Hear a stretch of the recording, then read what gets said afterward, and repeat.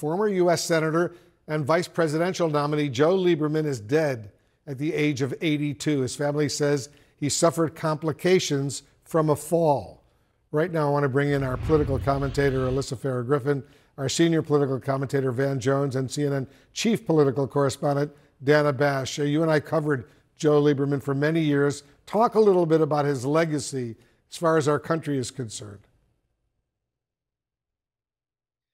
Well, he certainly was one of the most, maybe the most pious politician that I ever covered and ever met.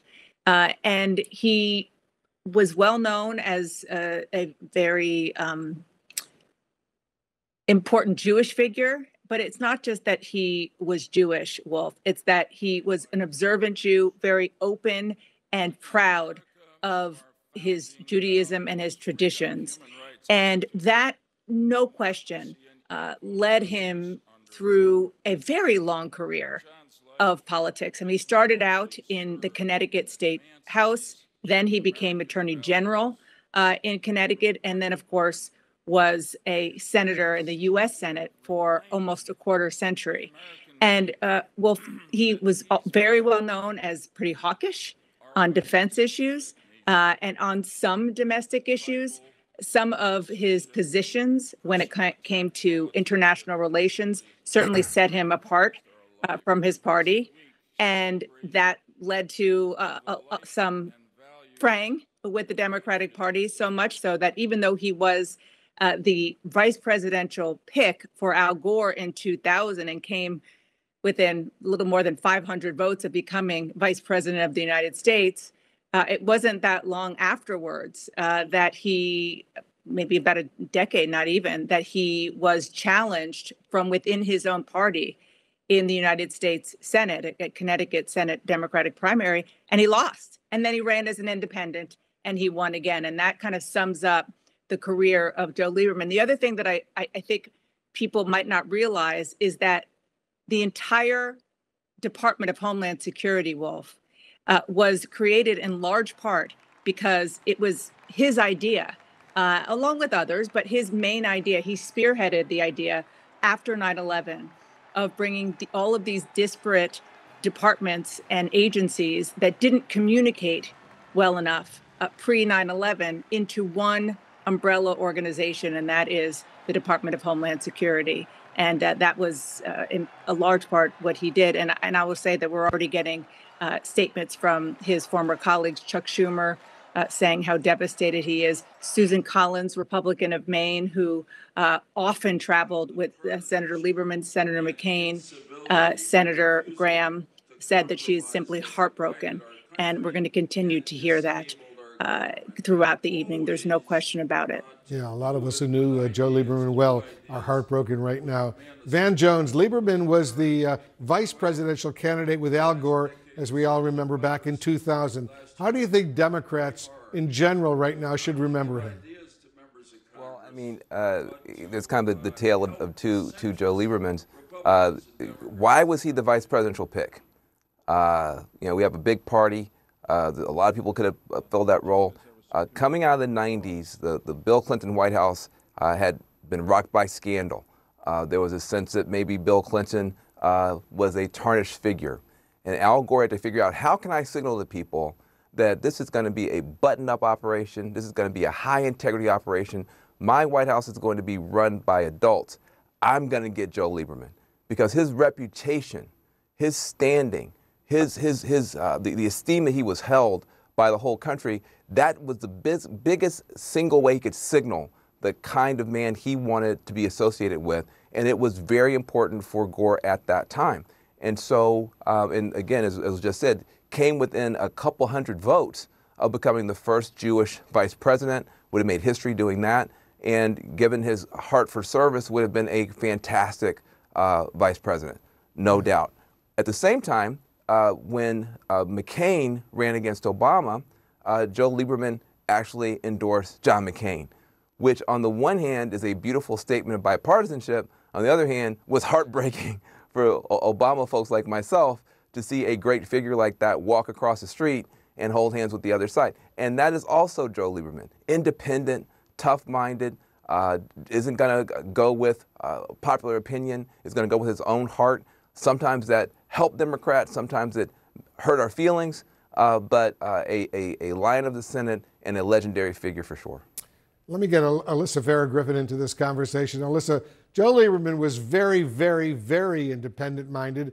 He joined with the Republicans from time to time, as we all know. How do you see his legacy?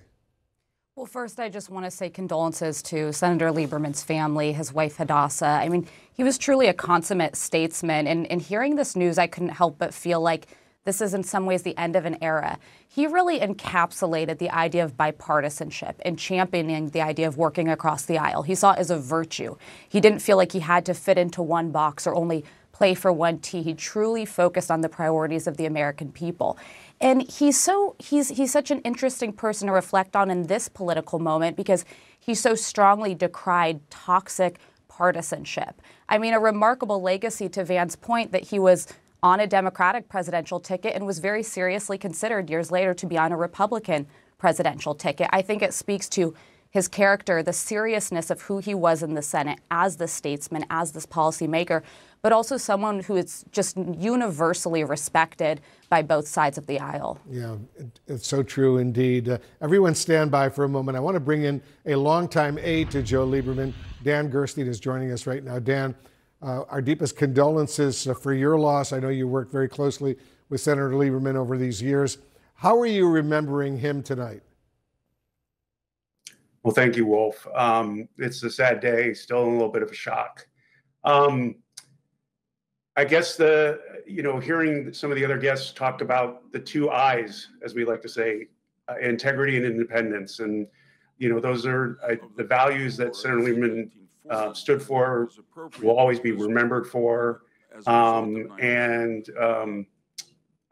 much as I'm sad, I'm also grateful for the opportunity to have worked with him, but also learned from him. I've learned so much about not just politics and policy, but respect for other people, for different viewpoints. And one of my favorite things about him, and what I will always take away, is when we were at events and we were, maybe backstage or in the kitchen, he would always take time to talk to the catering staff, the bartenders, and make them feel seen and show respect to them. And that really said a lot about his character.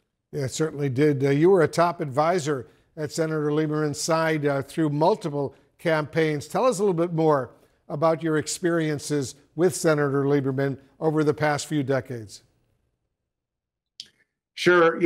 One of my favorite experiences was, and this was really my first experience working for him full-time, was on his 94 reelection campaign, which he was in a dominant position. It was not much of a contest, but he still campaigned hard and went out and met with voters as a sign of respect for the process, for the democratic process. And we came up with the idea that he had been visiting diners off and on as a way to kind of interact with real people, real voters.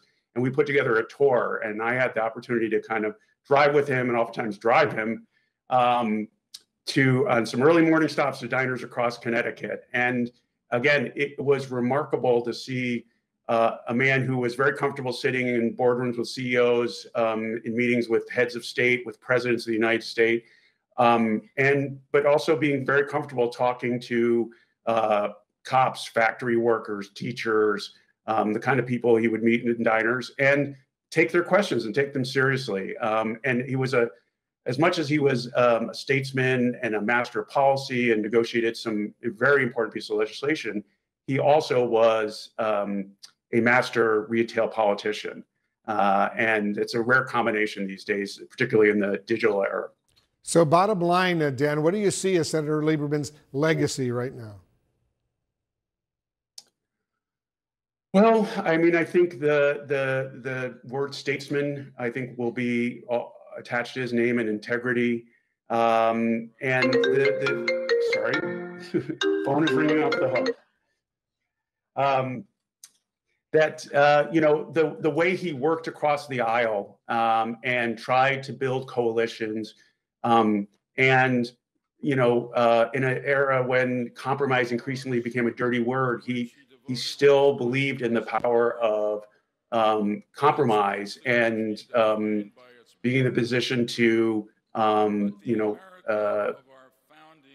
build agreement and forge consensus from people from different viewpoints. Because he's always said the only way you can get things done in Washington is through the center out and having bipartisan buy-in, not just to get the votes, but to have legitimacy for the policies that passed. And I think we're seeing the consequences now of that lack of compromise, that lack of consensus in our politics.